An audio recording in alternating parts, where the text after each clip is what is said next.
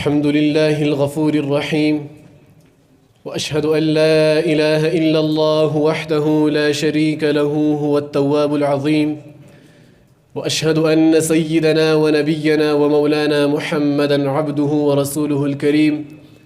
اللهم صل وسلم وبارك عليه وعلى آله وأصحابه أجمعين. أما بعد، رئيس الحفلة الميمونة وأساتذتي الأجلة وإخوتي الطلبة، أريد أن أخطب أمامكم خطبة وجيزة حول الموضوع الاستغفار.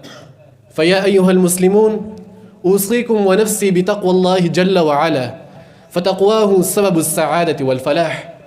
إخوة الإسلام، إننا في أمس الحاجة في كل حال إلى أن نطلب المغفرة من ربنا الغفور. إنه الاستغفار الذي يلهج به اللسان ويقوله الجنان، فربنا جل وعلا يقول بعد أعوذ بالله من الشيطان الرجيم: ومن يعمل سوءا أو يظلم نفسه ثم يستغفر الله يجد الله غفورا رحيما. ورسولنا صلى الله عليه وسلم يقول: والله إني لأستغفر الله وأتوب إليه في اليوم أكثر من 70 مرة، رواه البخاري. ورسولنا صلى الله عليه وسلم يقول: إنه ليغان على قلبي وإني لأستغفر الله في اليوم 100 مرة، رواه المسلم. أيها المستمعون الكرام، أكثروا من الاستغفار ليلا ونهارا، فربنا جل وعلا يقول لنبيه بعد أعوذ بالله من الشيطان الرجيم: واستغفر لذنبك وسبح بحمد ربك بالعشي والإبكار. ورسولنا صلى الله عليه وسلم يقول: طوبى لمن وجد في صحيفته استغفارا كثيرا. وروى النسائي أن النبي صلى الله عليه وسلم قال: من أحب أن تسره صحيفته فليكثر من الاستغفار.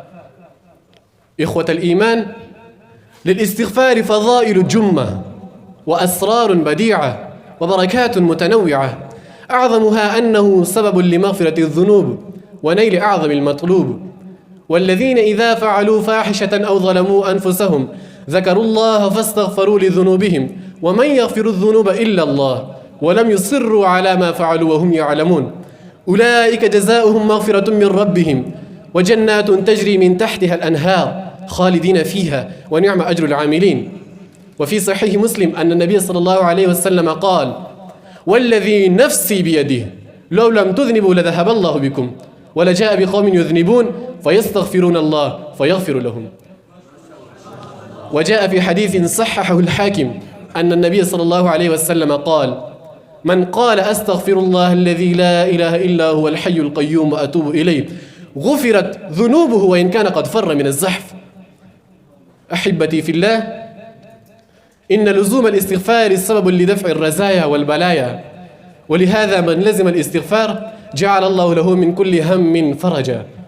فربنا جل وعلا يقول بعد أعوذ بالله من الشيطان الرجيم: وما كان الله ليعذبهم وأنت فيهم وما كان الله ليعذبهم وهم يستغفرون. يقول شيخ الإسلام ابن تيمية رحمه الله تعالى: شهادة التوحيد تفتح باب الخير والاستغفار يغلق باب الشر، بل إن الاستغفار يجلب راحة البال. فربنا سبحانه وتعالى يقول: وأن استغفروا ربكم ثم توبوا إليه يمتعكم متاعا حسنا إلى أجل مسمى ويؤتي كل ذي فضل فضله. فلزوم الاستغفار مما يجلب القوة ومما يعين على أمور الدين والدنيا. فربنا جل وعلا يقول عن هود عليه الصلاة والسلام أنه قال لقومه: ويا قوم استغفروا ربكم ثم توبوا إليه يرسل السماء عليكم مدرارا ويزدكم قوة إلى قوتكم ولا تتولوا مجرمين. معاشر المسلمين، ألزموا الاستغفار تنالوا ما تنالوا. جاء رجل إلى الحسن البصري رحمه الله تعالى يشكو إليه القحط فقال: عليك بالاستغفار.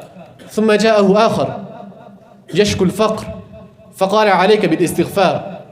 ثم جاءه آخر يشكو قلة الولد فقال: عليك بالاستغفار. إنه الفهم القرآني المستنبط من قوله تعالى: فقلت استغفروا ربكم إنه كان غفارا يرسل السماء عليكم مدرارا ويمددكم بأموال وبنين ويجعل لكم جنات ويجعل لكم أنهارا. إخوة الإسلام، إن الاستغفار يستلزم من العبد الصدق في التوبة والبعد عن الخطايا. إنه الاستغفار الذي يقمعه الإقلاع عن الذنب مع استحضار الندم وعدم الإصرار عليه. فربنا جل وعلا يقول بعد أعوذ بالله من الشيطان الرجيم ولم يصروا على ما فعلوا وهم يعلمون. فألزموا الاستغفار تنعموا برحمة الرحمن ومغفرة المنان لولا تستغفرون الله لعلكم ترحمون. قال الحسن رحمه الله تعالى أكثروا من الاستغفار في بيوتكم وعلى موائدكم وفي طرقاتكم وأسواقكم وفي مجالسكم فإنكم لا تدرون متى تنزل الرحمة. بارك الله لي ولكم في الوحيين ونفعنا بما فيهما من الآيات والذكر الحكيم. أقول هذا القول أستغفر الله لي ولكم ولسائر المسلمين فاستغفروه إنه هو الغفور الرحيم.